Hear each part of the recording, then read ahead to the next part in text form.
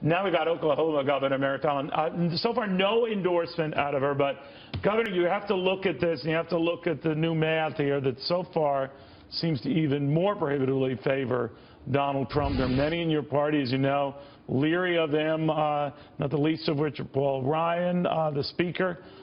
You've seen much the same out of the majority leader, that they're not quite on board with him. Should they?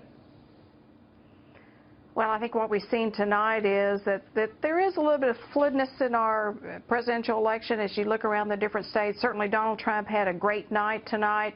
Ted Cruz had a good night because he picked up 2 states. And if you look at who came in second and third in the various states, you know, it was a little bit different than what a lot of people thought. So, you know, I still think there's a little bit of wiggle room in here, but certainly Donald Trump had a strong performance.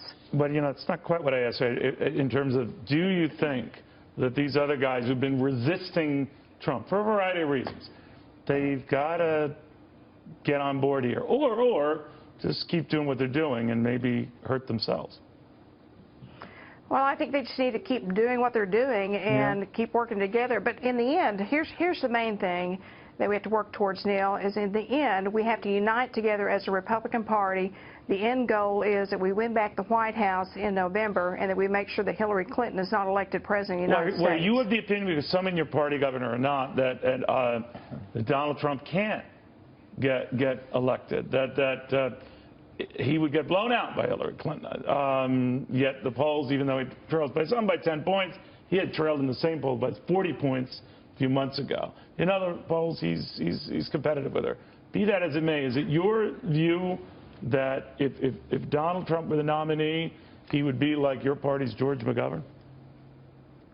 Well, you know, it's still a long ways to go. We still have a convention to go. We still have March 15th to go.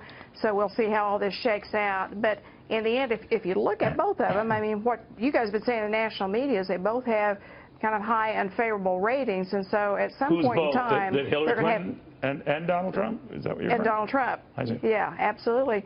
And so they're both going to have to speak to the American people and tell them why, as president, they're going to make the nation better.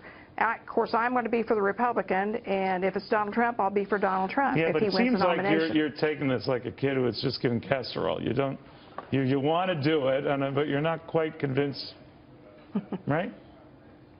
Well, you know, I think that Donald Trump has grabbed hold of what we're seeing across our nation, and that is people that are coming out to the polls. They're mad, they're angry, they want to see change, they want to see something different, and they want to see people who are bold and strong and stand up for our country, defend our country from ISIS, from national security threats, certainly improve our economy. And I think that's why you're seeing the numbers you've seen. And in Oklahoma tonight, we saw a strong turnout of a lot of people coming out. In fact, we had a lot more people come out to vote on the Republican side than we did the Democrat side. Well, that's very true. You're right about that. The enthusiasm's there. Yep.